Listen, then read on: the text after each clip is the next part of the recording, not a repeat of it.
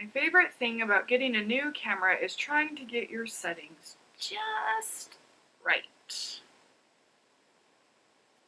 Kim here, and I'm still trying to figure out the camera settings that I like. I thought I would talk to you today about a thing that I like to do when I read, possibly offensive video. I feel like we need to talk about it. That's all. Reading books blind. Disclaimer, if you're blind, this is not meant to be offensive.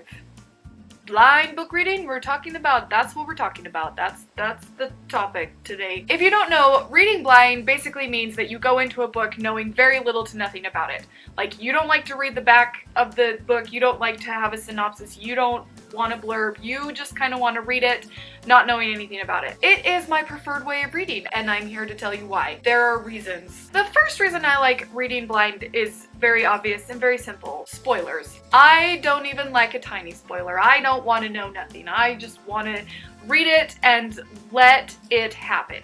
Just not go in there and know what's going to be coming at me. Sometimes the back of a book is spoilery, like sometimes the synopsis gives too much. Sometimes a blurb gives too much. I don't want none of that. I just want to determine for myself what is a spoiler when I'm reading it. That is what I like to do, which is why I also avoid book reviews that have a detailed synopsis. I understand that it's contradictory. I myself put synopsis.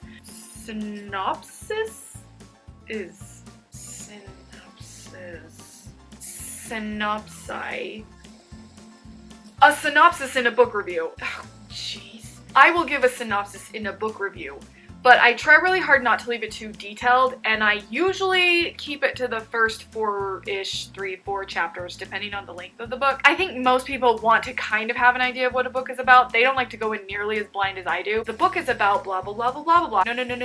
Don't tell me. Give me a genre and I'll say yes or no. Like, it's very simple. I don't like to be spoiled at all. And what is a spoiler for one is not a spoiler for another. So I just won't learn about the book because I don't know until I've read it if it's a spoiler or not. So I just don't want any part of that. Reason number 2 is anticipation. Anticipation. This kind of goes along with spoilers, but what happens when I read a synopsis on a book, until I get to what I'm told is going to happen in the synopsis, my entire reading experience is, okay, but I know this is going to happen, so that's no good. When's this thing going to happen? I know this thing's going to happen. I know that that's going to happen. This thing's going to happen, so I know that that's totally going to affect this other thing. The whole time I'm just like waiting for this thing to happen, and I can't just focus on what's going on because I'm like, when is this thing gonna happen? When's the thing gonna happen? Here comes the thing. Where's the thing? Is that the thing? Oh no, that's not the thing. I can't just read it. I'm waiting. And I hate that. Oh, I hate that. Reason number 3 is I like to feel smart. Okay, so when I'm reading a book and I sense foreshadowing, or I sense a symbolism, or I am reading and I'm like, ooh, I bet this is gonna happen.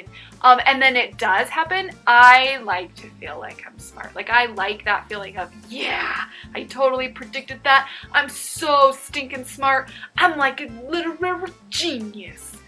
Oh, that's part of my ego, but man, do I like that. I just like to feel like a smart person. That is usually not how I feel.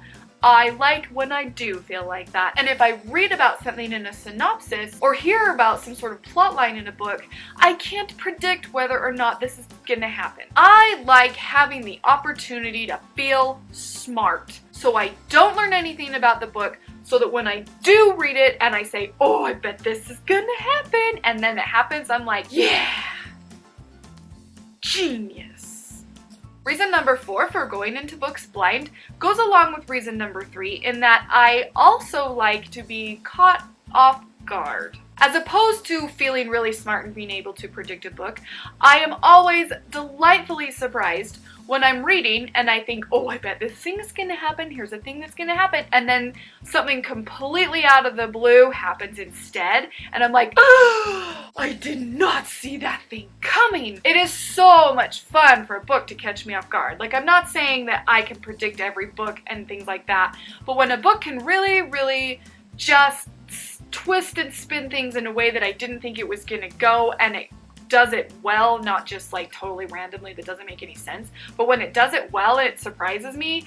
I get so excited because that just is great writing and it's great storytelling and it's so much fun and it's just so kicks your feet out from under you and you're like, what is going on? I have no idea, but I think that I like it. That's the thing I like. Those are the reasons that I like to not know anything before I read a book. Sometimes I like an elevator pitch. That's basically a one-line description of what a book is about. Writers call it an elevator pitch and like editors and publishers call it that. I don't know if there's another term that readers call it. I should probably look into that. If you got in an elevator with a person, that's the only amount of time you have to tell them about your book. So you have to be able to like a one-line sentence on what it's about. For example, this is a book about a guy who's sent to Earth because Earth is being used as a prison for another planet.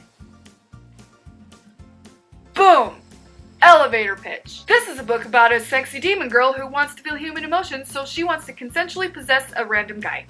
Boom! Elevator pitch. Please feel free to check out either of these books on Amazon because they were written by yours truly. Not even sorry. Sometimes I like an elevator pitch just because it lets me know like what sort of mood I may be in for or just kind of what I'm getting myself into if it's an indie book or if it's a brand new something or something like that, just so that I can know if it is up my alley or not, so to speak. But honestly, I usually don't even need that much. I only need a genre. On the website, mediastrange.com, I have a list of all the genres that I do like to read because I do beta read and do book reviews. And so if you are interested in that, then that is where you are gonna wanna go. That's it. Those are my reasons. That's why I like to read books blind. I don't like spoilers. I don't like the anticipation. I like being able to try and predict the plot, and I like when I get surprised. If you like to know every little thing about a book before you read it, you should totally try going into it blind because it's so much more fun. Consider subscribing to this YouTube channel if you haven't already. It's my face and books, and then sometimes other stuff, a lot of times other stuff. You know, if you read books blind, you could just subscribe to this YouTube channel blind because I basically give you as much information that you would get if you read a book that was gonna tie in so much better than that did. Dang it! If you like reading books blind, then you should subscribe to my YouTube channel because I don't ever really tell you what it's about. Did that work? Thanks for watching!